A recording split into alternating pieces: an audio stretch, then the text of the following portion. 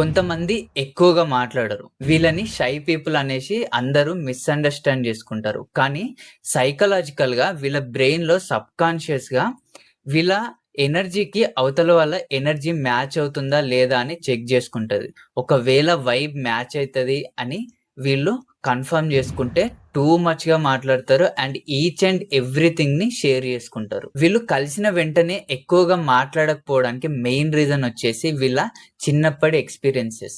అంటే వీళ్ళు మాట్లాడినప్పుడు ఇగ్నోర్ జేయడం, అవాయిడ్ జేయడం ఇలాంటివి మళ్ళీ మళ్ళీ రిపీట్ అవ్వడం వల్ల వీళ్ళ బ్రెయిన్‌లో అది గట్టిగా ఫిక్స్ అయిపోతది.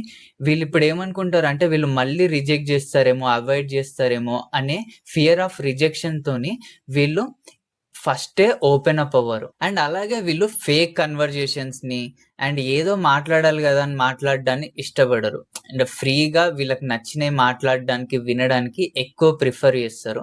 అండ్ అలా మాట్లాడే వైబ్ మ్యాచ్ అయ్యే ఒకరిద్దరున్న స్మాల్ సర్కిల్ ఉన్న వీళ్ళు దాన్ని బాగా ఎంజాయ్ జేస్తారు. ఇలా మీకెవరైనా ఎక్కువగా మాట్లాడని వాళ్ళు కనిపిస్తే వాళ్ళ స్పెషల్ ఇంట్రెస్ట్‌లేమున్నాయో తెలుసుకొని, ఆ విషయాలు వాళ్ళతో మాట్లాడడం వల్ల వాళ్ళు మెల్లగా ఓపెన్ అప్ అవ్వడం అయితే స్టార్ట్ జేస్తారు.